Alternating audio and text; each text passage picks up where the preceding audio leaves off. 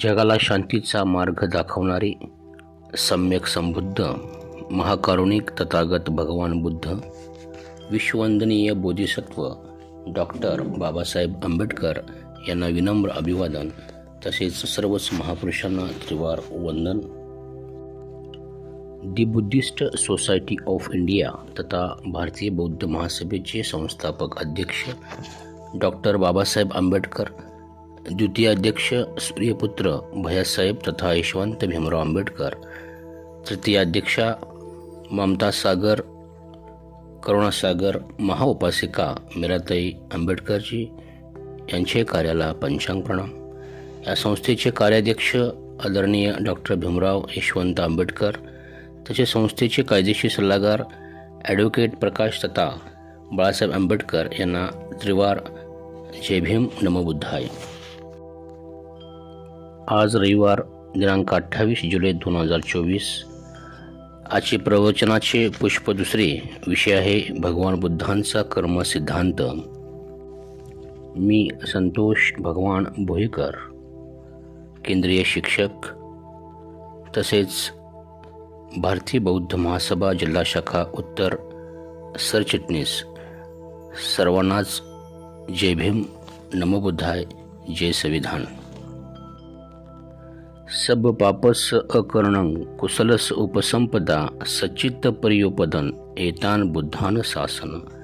धम्मचरे सुचरितन नतन दुचरितन चरे धम्मचारी सुखसेती अस्मि लोके परमिच.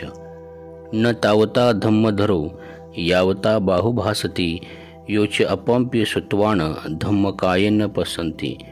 सवे धम्मधरो होती यो धम्म न पमज्जते.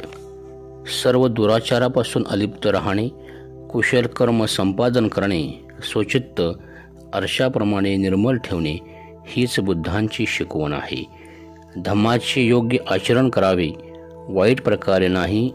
या धम्माचे आचरण करणारा लोक परलोकात सुखाने झोप घेतो. पुष्कळ बोलण्याने कोणीही धम्मधर होत नसतो.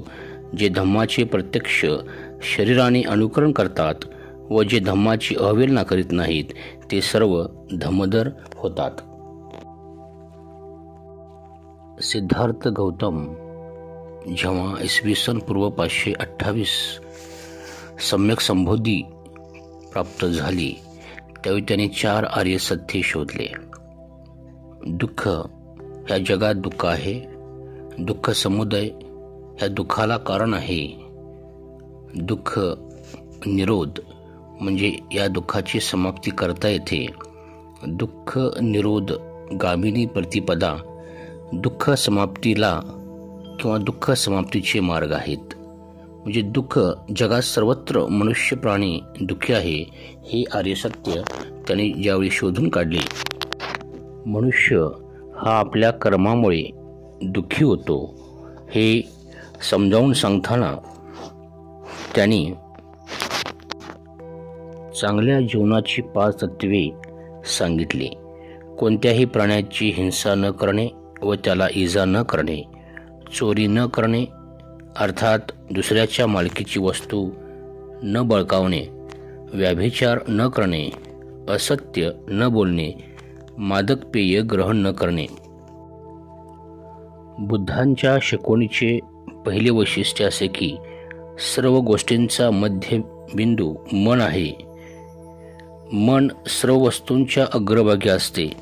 ते सर्व वस्तूवर अंमल चालवते, त्याची निर्मिती करते.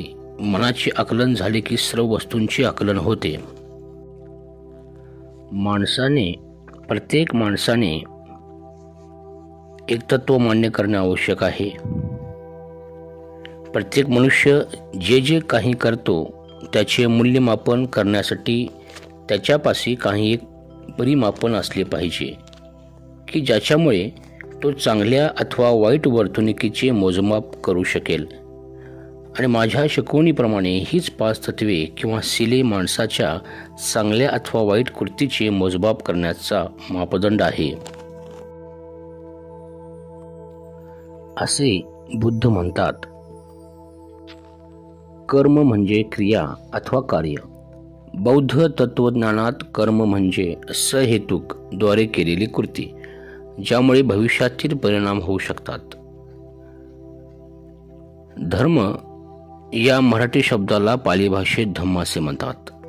मानवाच्या स्वैराचार वागण्याला धर्म किंवा धम्म लगाम लावण्याचे काम करीत असल्याने मानवाला धर्म किंवा धम्माची आवश्यकता भासते. आणि धर्म अनेक आहेत, परंतु धम्म मात्र एकच आहे, जो धम्म मानव जातीच्या हितासाठी आणि मानवाच्या कल्याणासाठी आहे. असा बुद्ध धम्म या आणि पहा, त्याला अनुभूतीच्या अशा सम्यक नाण्याच्या कसोटीवर घासून पहा. पटलास तर घ्या.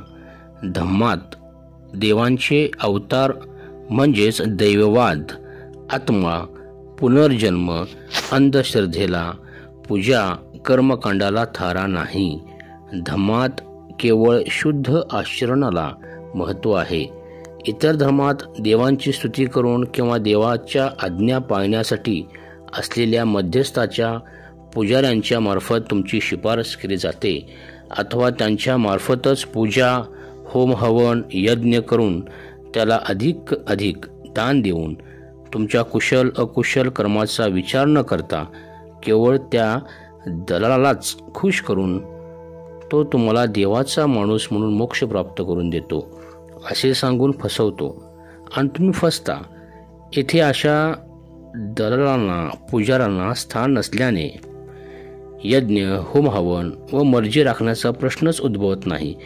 केवळ वास्तवता आणि सत्य धम्मात असून प्रज्ञा, शील, करुणेला अधिक महत्त्व देणारा, मानवाच्या विकासाची चक्रे गतिमान करणारा हा धम्म आहे. या धम्मात कुशल कर्माने व आचरणाने मोक्षप्राप्तीचा मार्ग दाखवला जातो. त्यासाठी धम्माचे प्रमुख अंग असलेला हा कर्मसिद्धांत किंवा कर्मसिद्धांत अनिवार्य आहे. कर्मसिद्धांताचा किंवा कम्मसिद्धांताचा अभ्यास आणि त्यानुसार कर्म करणे हेच अभिप्रेत आहे. बुद्ध धम्म हा निसर्ग नियमांना अनुसरून वैज्ञानिक दृष्टिकोनातून सम्यक ज्ञानाच्या कसोटीवर घासणारा असा अनुमानात्मक धम्म आहे. मानवी मनाचे सामर्थ्य ओळखून मानवाला केंद्रबिंदू मानून अज्ञानाच्या अंधकारातून ज्ञानाच्या प्रकाशाकडे अत्तदीप भव म्हणजे स्वयंप्रकाशित व्हा असा सांगणारा हा सद्धम्म आहे. तथागत भगवान बुद्धांनी नियतीच्या हातातले भवचक्र ज्ञानाच्या आविष्काराने स्वतः परिवर्तन करून मानवाच्या हाती दिले. यासाठी त्यांनी धम्म परिवर्तन केले आणि सदाचाराचा मध्यम मार्ग देऊन असंख्य लोकांना तरुण जाण्याचा मार्ग दाखवला. म्हणून ते मोक्षदाता न होता मार्गदाता झाले. धम्माचे प्रमुख दोन उद्देश संपादन. धम्माचे प्रमुख दोन उद्देश आहेत, ते म्हणजे देवदाह सूत्रानुसार सत्प्रवृत्ती म्हणजेच माणसाला प्रार्थना, कर्मकांड, धार्मिक विधी, यज्ञयापन शिकण्याऐवजी माणसाच्या नैसर्गिक प्रवृत्तीला वळण लावून त्याला सुसंस्कृत करणे. तर सुलेख सूत्रानुसार एखादे उचित तत्व समजल्यावर जरी कोणी साथी नसला तरी धैर्याने त्या मार्गापासून विचलित न होणे.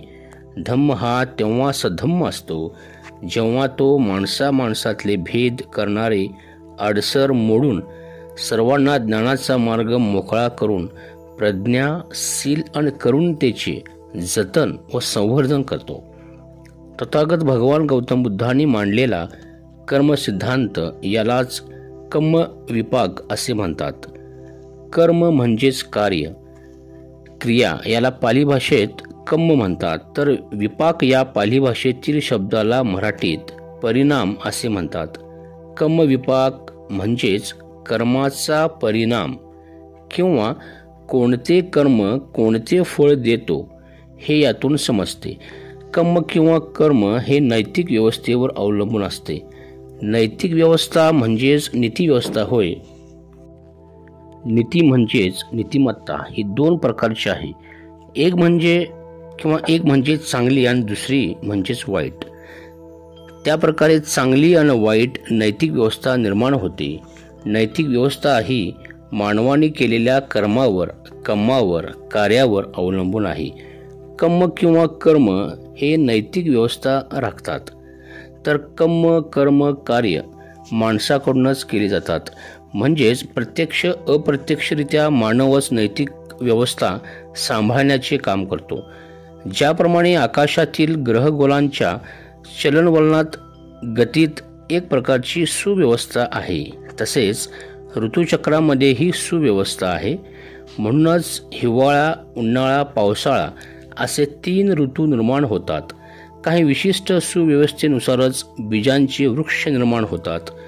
वृक्षापासून फळ आणि फळापासून पुन्हा बीज, या एकामागून एक सुव्यवस्थित निर्मिती दर्शवणाऱ्या नियमांना बौद्ध परिभाषेत ऋतुनियमन, बीज नियमन असे संबोधले जाते.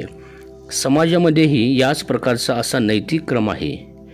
कर्मनियमन या पाली भाषेत आलेल्या शब्दालाच कर्मनियमन असे म्हटले जाते.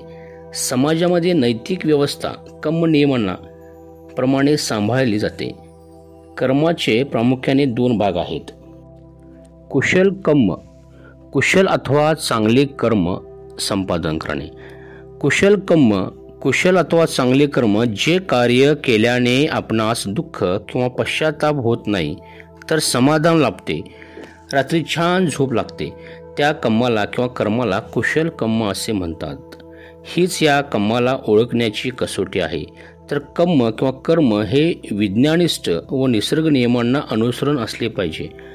कुशलच ठरते. उदाहरणार्थ, पावसाळ्यात शेतकरी शेतीची कामे करतो.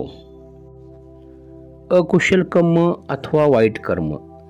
अकुशल कर्म अथवा वाईट कर्म जे कार्य केल्याने आपणास आज समाधान किंवा दुःख लाभते, परंतु सदैव कुशल कर्म होईपर्यंत दुःख किंवा पश्चाताप होतो, रात्री झोप लागत नाही, अस्वस्थता वाढते.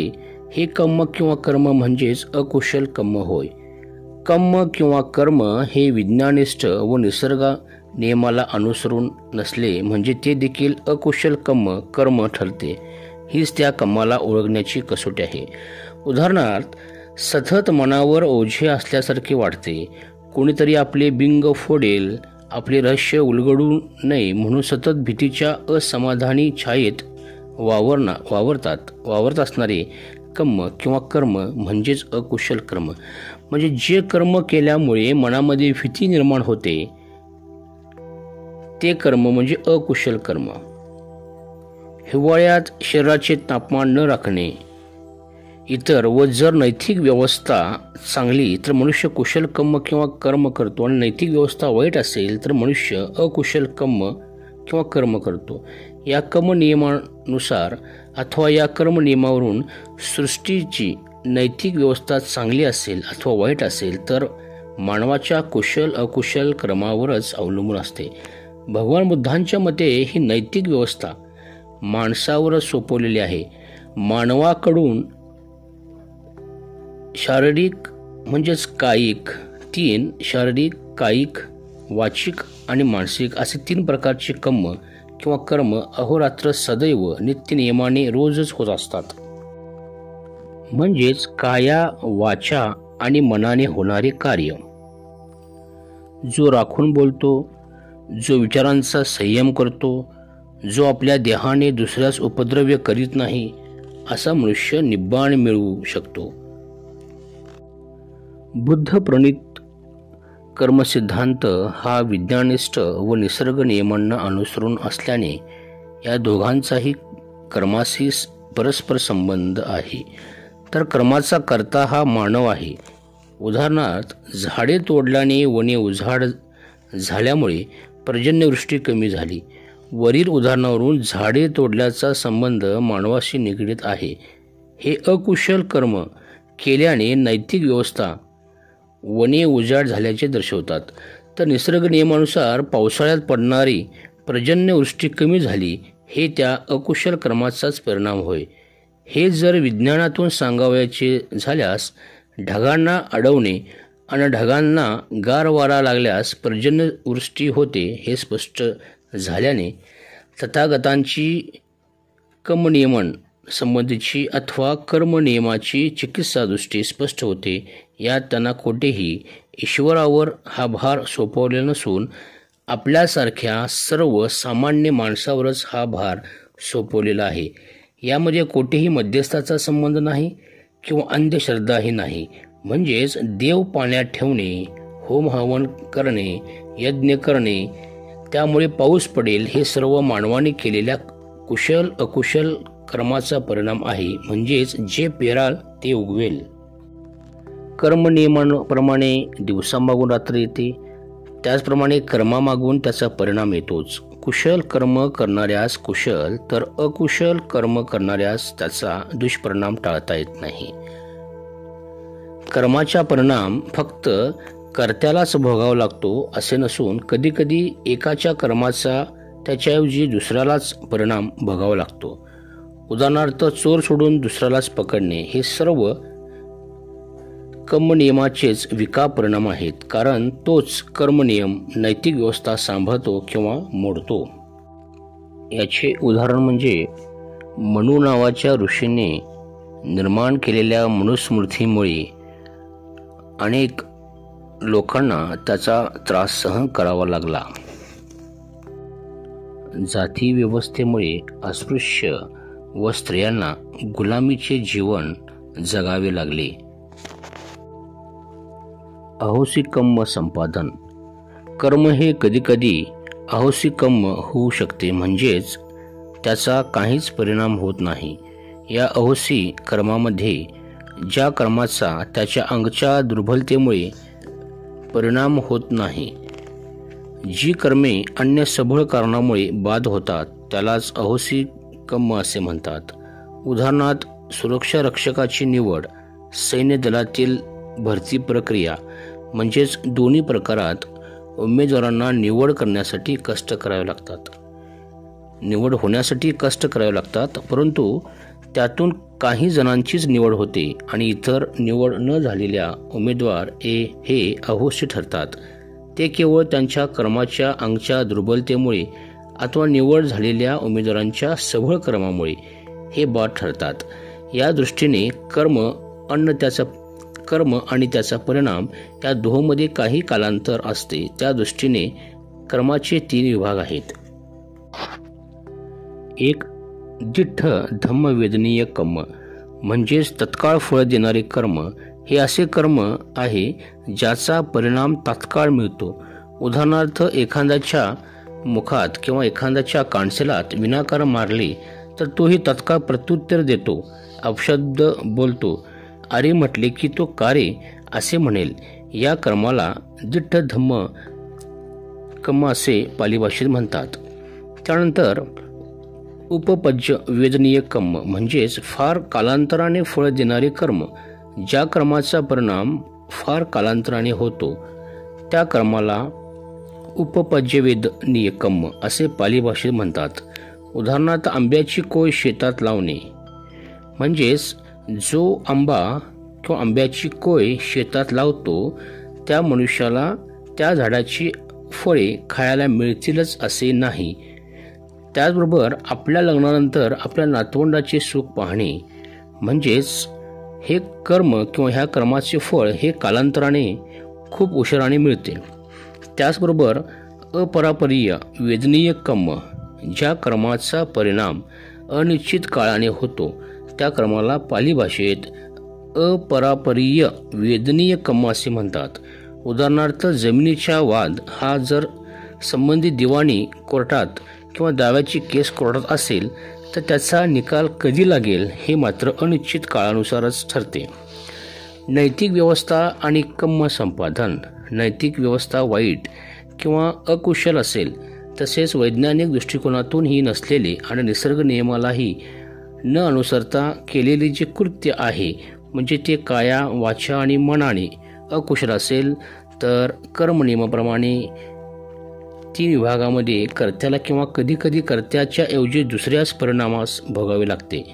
नैतिक अवस्था वाईट किंवा वाईट असेल तर मानवाने केलेले जे कर्म आहे हे वैज्ञानिक दृष्टिकोनातून निसर्गाला अनुसरून अकुशल, तर कर्म नियमाप्रमाणे व कर्माच्या 3 विभागामध्ये कर्त्याला किंवा अधिकाधिक कर्त्याच्या ऐवजी दुसऱ्या थोडेफार दुष्परिणाम मिळतात. मात्र नैतिक व्यवस्था चांगली अथवा कुशल झाल्यास कर्त्याला किंवा कर्त्याच्या ऐवजी दुसऱ्यास चांगले कुशल परिणामच मिळतील.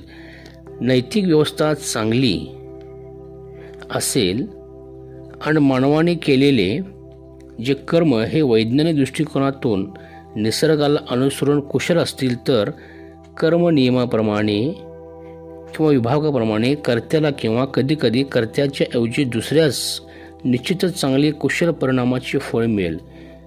याचा अर्थ असा आहे की डॉक्टर बाबासाहेब आंबेडकरांनी तयार केलेल्या संविधानामुळे जरी त्यांना वैयक्तिक लाभ झाला नसला, तरी ज्या मनुस्मृतीने अनेकांना गुलाम बनवले, त्या गुलामांना राजा बनण्यासाठी किंवा त्या गुलामांना हक्क देण्यासाठी बाबासाहेबांनी तयार केलेल्या राज्यघटनेचा खूप फायदा झाला.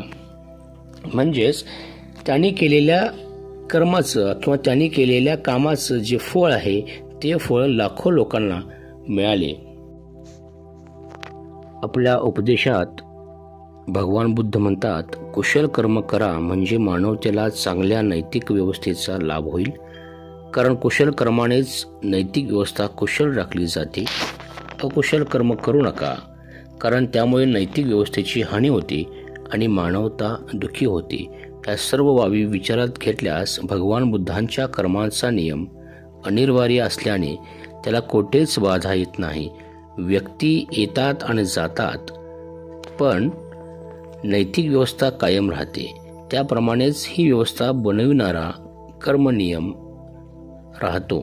इतर धर्मात कर्माचे फळ हा ईश्वर देतो असे समजतात, परंतु बुद्ध धम्मात ईश्वराऐवजी ते स्थान नीतीला प्राप्त झाले आहे.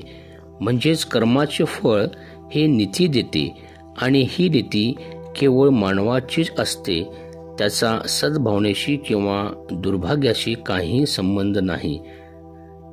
तेव्हा आजपासून नव्हे तर आत्तापासूनच आपण कुशल कर्म करायला सुरुवात करून, जेणेकरून बौद्ध बांधवांनी